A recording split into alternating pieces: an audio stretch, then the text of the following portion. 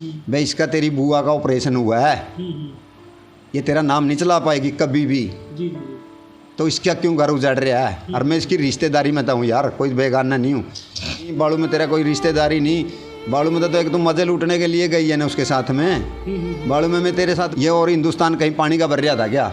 उसने मेरी गरीबी का फायदा उठाया भाई साहब। ये सब जो भी समाज मेरे को सजा देगा मैं वो सजा आज भी भुगतने के लिए तैयार हूँ, क्योंकि मैं सच्चा इंसान हूँ और सच्चा रो रहा हूँ। अभी सच्चाई की जीत नहीं है भाई साहब, जीत तो झूठेगी। बेचारे आंटी देखने वाले बसा दर्शक विक्रम की राम राम और भी आप सभी का स्वागत है। तो देखिए दोस्तों, आज आपको बताना चाहूँ कि आज मैं पहुँचा हूँ भाई कैथल ज़िले के गाँव पाई में, और आप फ्रेम में देख सकते हैं भी ये बच्चे आपको दिखाई दे रहे हैं और इनके पिताजी हैं। दोस्तों आपको बताना चाहूँगा कि तो इनकी मम्मी है और उनको छोड़ करके चले गई। राम राम जी। राम राम भाई साहब। देखिए जी, आप ये बताइए जो आपके साथ ये जो मामला हुआ है कैसे हुआ है, एक बार दर्शकों को आप पूरी डिटेल से बताइए। जो आज के समय में आप भी काफ़ी परेशान हैं और ये जो बच्चों के साथ है आप भी परेशान हैं। सभी दर्शकों को, सभी भाईयों को नाम मेरी राम राम हाथ जोड़ के। भाई साहब मेरे इसको ज़्यादा से ज़्यादा देखो, इसको ज़्यादा से ज़्यादा शेयर करो। अब भाई साहब मेरे ऊपर इतना संकट की घड़ी आई हुई है ना, बस एक ज़िंदगी इन बच्चों के सहारे जी रहा हूँ, ज़िंदगी खोने का मन कर रहा है भाई साहब। मेरा गांव है कुराड़ भाई साहब, तहसील कलाए तो जिला कैथल। जी। अच्छा भाई साहब, आपने आज बात बता दी कि मैं तो मतलब मरने पर मजबूर हो रहा हूँ। एक बार दर्शक का तो बता दे क्यों मरने पर मजबूर हो रहे, ऐसे क्यों? साहब मेरी मिसिज किसी लड़का के साथ में भाग गई, वो मेरी रिश्तेदारी से है, बाड़ू से। प्रदीप उसका नाम है, बाप का नाम है इंद्र, रापड़िया पट्टी है।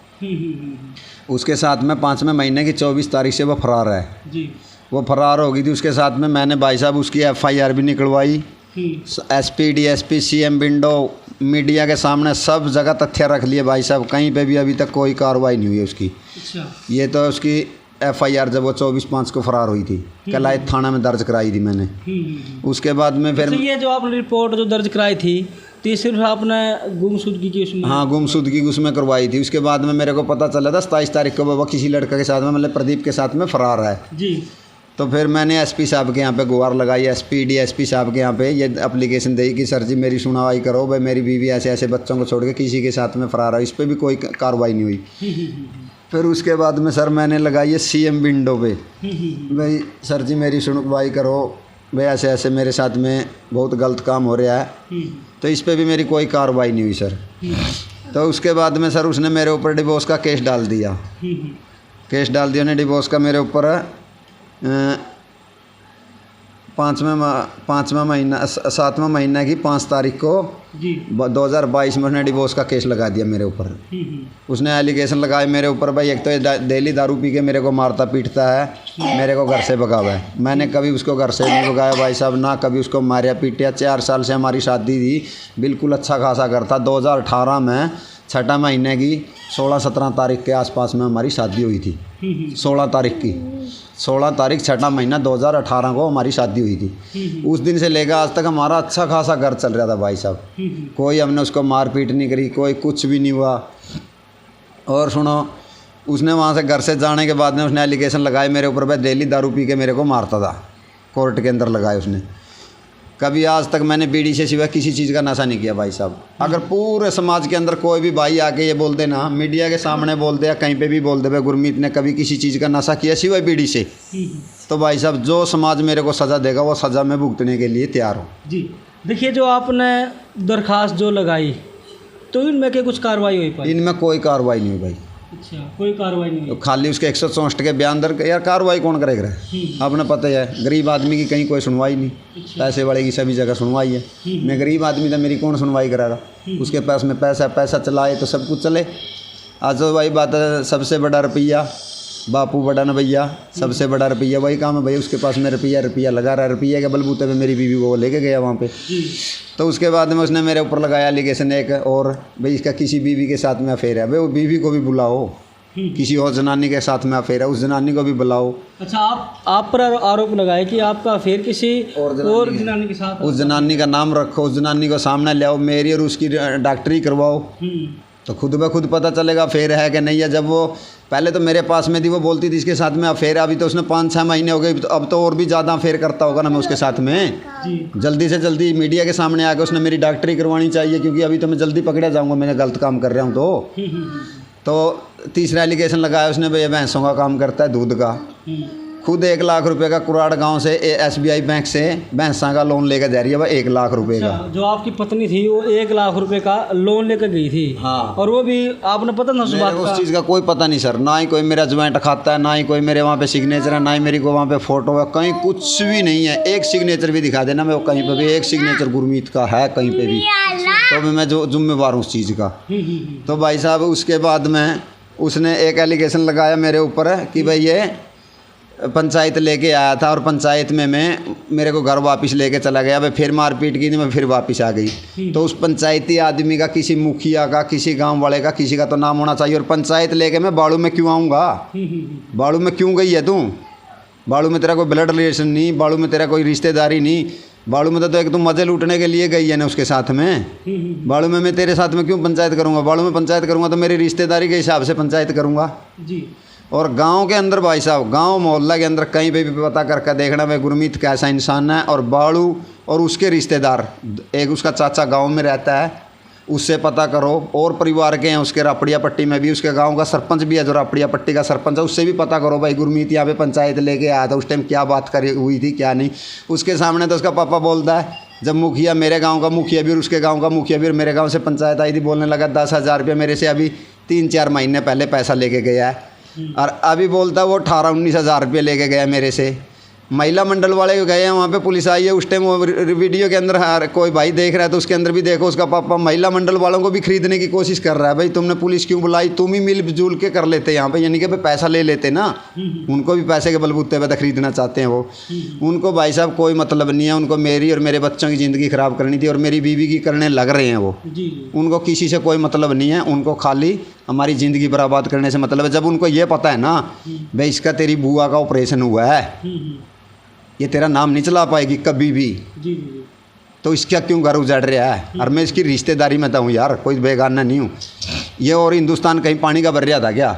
उसने मेरी गरीबी का फ़ायदा उठाया भाई साहब। ये जानना चाहूँगा आपसे, जो आपकी पत्नी है, यानी कि आपके जो ससुराल वाले हैं, वो आपका साथ दे रहे हैं, फिर लड़की का आपके पत्नी का साथ दे? मेरे ससुराल में चले जाओ भाई साहब, लोग तो बोलते हैं दोनों पक्ष की बात सुन के हम सामने रखेंगे सच्चाई। मैं तो ये बोलता हूँ भाई साहब, दोनों साइड की मत, 3 साइड की सुनो। मेरे गांव से सुनो, मेरे गांव के समाज से सुनो, और बाड़ू से सुनो, और मेरी ससुराल से सुनो। मेरी ससुराल वाले पूरा गाँव, ये नहीं भाई मेरी सास और ससुर, पूरा गांव, मेरी सास ससुर, उसके नाना बुआ फूफी, गांव का मुखिया सोनिया का, सभी आदमी जो मेरे को 1% भी गलत बोलते हैं ना भाई साहब, जो भी समाज मेरे को सज़ा देगा मैं वो सज़ा आज भी भुगतने के लिए तैयार हूँ, क्योंकि मैं सच्चा इंसान हूँ और सच्चा रो रहा हूँ। अभी सच्चाई की जीत नहीं है भाई साहब, जीत तो झूठेगी।